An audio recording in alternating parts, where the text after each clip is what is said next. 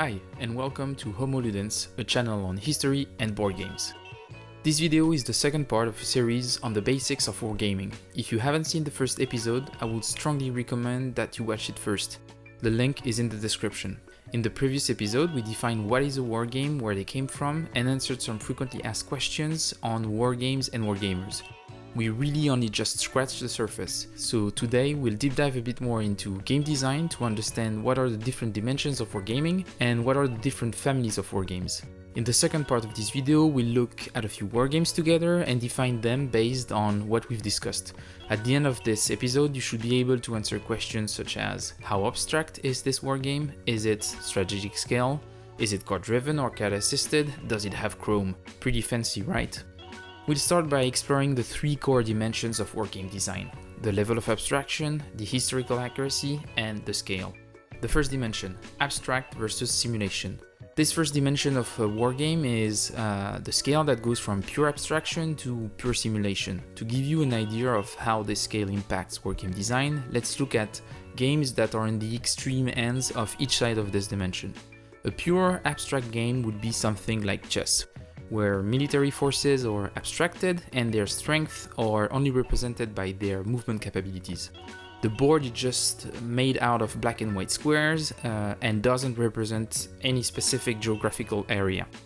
On the other end of the scale, simulation games, you would have something like Advanced Squad Leader, which is a classic in the wargame scene, where each unit actually represents a specific squad or a specific vehicle, and the game has rules for a lot of specific actions: defensive fire, advancing fire, support weapons, close combats, very complex. The maps are geomorphic and impacts movement, combat, line of sight, and a lot of other parameters. We can see that the more we go towards simulation, the higher is the level of details. Counters don't represent unit types anymore, but specific units, and those units may abide to specific rules, and those rules become more and more complex. So you can see that the intent of a higher level of complexity is actually to make the game more realistic. And here the designers have to make a trade-off between managing the simulation ambition and the simplicity of the design. Some games, through the elegance of some of their core mechanics, manage to provide an efficient simulation without making the game too complex, but those are quite rare. A good example would be a series like Band of Brothers that provide an excellent framework to simulate skirmish during the World War II without having 100 pages of rule. A comical counterexample to this would be a game like Campaign for North Africa by Richard Berg that requires 1000 hours to finish the campaign, making it completely unplayable just for the sake of simulation. A designer can also add richness and details by adding some Chrome. Chrome refers to design features added to the core mechanics to represent some specific events or protagonists in a specific campaign or war. The idea is to add some fun complications to the rules to make the game more thematic. In his book, The Art of Wargaming, Peter Perla defined chromes as the little details added to try to represent some specific elements of a particular campaign or battle. If you want to know more about Chrome, there is an excellent discussion on the Wargame forum in Board Game Geek. I will put the link in the description. In any case, I think we shouldn't confuse depth with complexity. As you can see, some abstract games with very simple rules, such as the game of Go, have an amazing depth. I think that depth is actually the product of two things. You have to multiply the number of potential decisions you make each turn with the variability of the effect of those decisions. You could make a lot of different decisions, but if they don't really create variable outcomes, it doesn't have a lot of depth. Now let's jump into the second dimension, historical accuracy. To simplify it, we can regroup games in 5 buckets, from very accurate to completely non-historical. The first category would be historical simulations. Games like this have the intent of simulate specific historical events. Sometimes they might even script those events to make sure that history unfolds accurately during the game by limiting player options. The second category is historical sandboxes.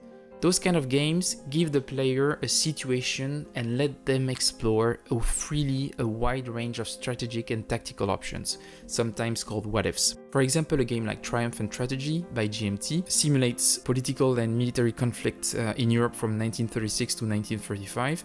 In this game, players might not necessarily trigger the Second World War. Once again, don't see this classification as something very strict. It's actually a spectrum from historical simulations to historical sandboxes, but it's basically two big categories. Then you've got prospective games. Those games are by essence non-historical, but realistic in nature, in the sense that, based on actual geopolitical and military knowledge, they expose the players to a potential future situation. A perfect example of this is the Next War series by GMT. Those Hex Encounters wargames simulate conflicts that might occur in regions where we see military tensions. We have a last category, and this is fantasy games. Those are clearly non-historical games, either happening in the futuristic setup or in a heroic fantasy setup, for example. Fantasy games could have the intent of being accurate, so it's not linked to accuracy, it's just that the theme is different, and a game could be accurate to the original material, so accuracy is also a thing for those games. In some ways, you could say that War of the Rings is as accurate as an historical simulation. Finally, we have a third dimension, and this dimension scales from tactical games to grand strategy games. Here, we are looking at what the game is trying to offer us as a role-playing experience. Who are you playing? What is the game trying to simulate? Are you playing a company-grade officer in charge of a small group of soldiers in the chaos of a small skirmish? Are you playing a general officer in charge of the management of a large-scale military operation? Or are you a military or political leader overseeing strategies of a whole war? Answering this question has a direct impact on game design, as it changes the scale of the game. Those information are usually available on the back of the boxes for most publishers, and those scales are, firstly, time. How much time does a turn represent? If it's a strategy game, a turn could cover 1 month to a whole quarter, and decisions taken are directly impacted by this range. You're not taking the same kind of decision if a turn lasts 5 minutes or if a turn lasts 4 months. The second scale is space.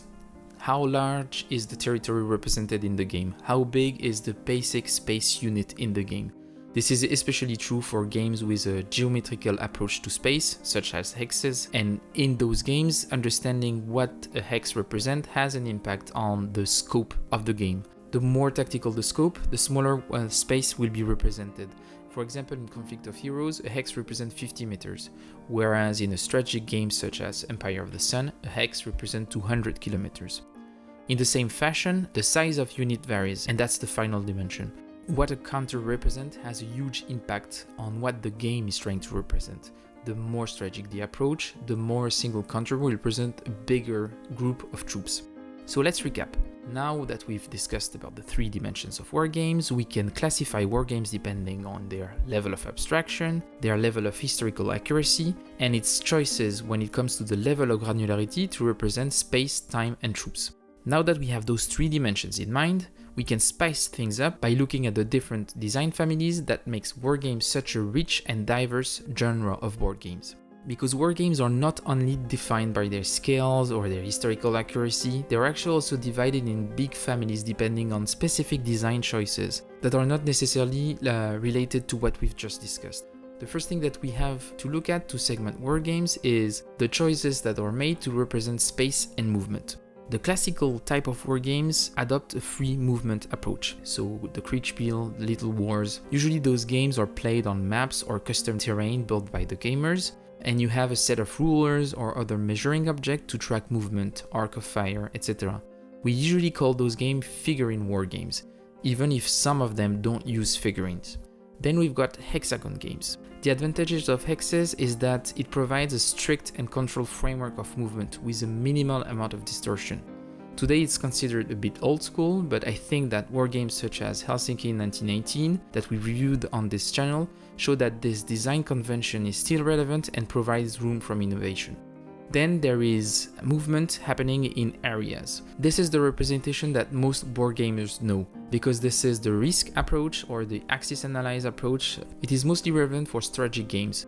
The time scale is quite large, and areas are divided in function of their overall intrinsic values, strategical and economical. In the 90s, a game called Breakout Normandy showed that areas could also be useful to simulate tactical events in a very dynamic way. Those kind of games are called area impulse.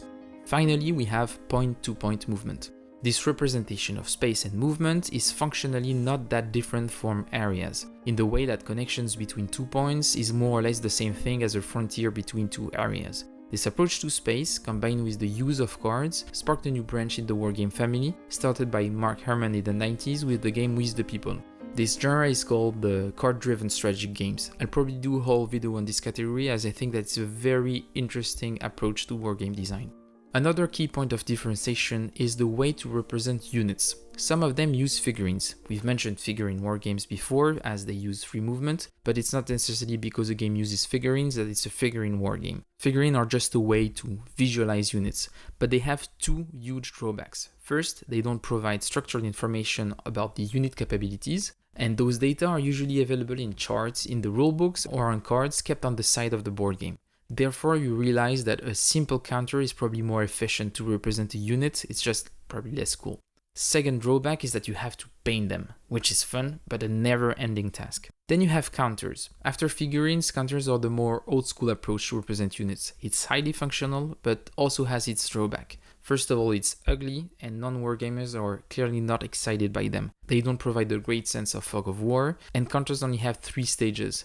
You have the face up, face down, and removed, making glosses hard to represent in the game design. Finally, there are blocks. Block games appeared in the 70s with a game called Quebec 1759. Blocks are odd, but have a few advantages when it comes to wargame design. First, they provide a good fog of war. Then they can take step losses because you can rotate the sides of the block, and then they look a bit better than counters, to be honest, even if they are not as cool as figurines. And there you have it. With all those different informations about how to segment wargame design, you can actually categorize most of the wargames on the market. So now let's take our new knowledge to the test, and let's look at a few wargames and try to categorize them.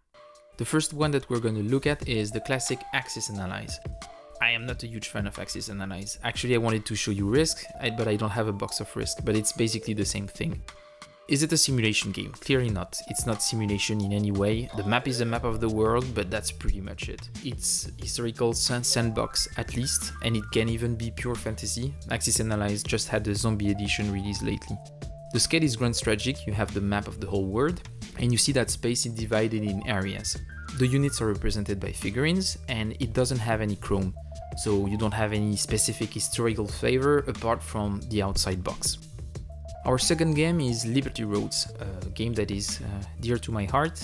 It's a French war game and a game that I really like about the campaign for the liberation of France and then the end of the Third Reich. So this is clearly a simulation game. It's highly historical and the scale is strategic to grand operational, because even if it's a big area that is covered, the granularity is still quite small, units are pretty specific. So it's almost an operational game. The movement is driven by hexes and the units are counters, so it's a classic hex and counter game. A specificity of this game is that it has support counters, which adds a lot of chrome to the game and a lot of historical flavor. The third game that we're going to look at is Crusader Rex. Crusader Rex is a game from the company called Columbia Game that is very well known for their block games. This is a simulation, more or less. It's a bit abstract because it's very simplified, but it's still mostly historical. The scale is clearly strategic, the game covers multiple years, and the movement is a point-to-point map. The units are represented by blocks, and the way players take action is by playing cards, so it's what we call a card-driven game. It does have a bit of chrome. You've got the Ashishin block that adds a bit of flavor, but that's pretty much it. And finally, we're gonna look at Storm Over Stalingrad by MMP. It's actually in a collection by MMP that is focused on foreign designer, and this is a Japanese design. I think it's really interesting. And this game is not exactly a simulation. We are at the level of simulation that is probably close to something like Crusader Rex, so it's not super detailed, but it's still very historical. The scale is more tactical. You are on a specific battle and you're making more tactical decisions. The movement is area to area, so it's what we call an area impulse game. The units are counters and the game is more or less card assisted. I hope that after seeing those 2 videos, wargames feel a bit less overwhelming now, and that you are ready to take a leap into this amazing hobby. To help you in the first steps into wargaming, I'll conclude this series with a video showing a selection of games relevant for beginners.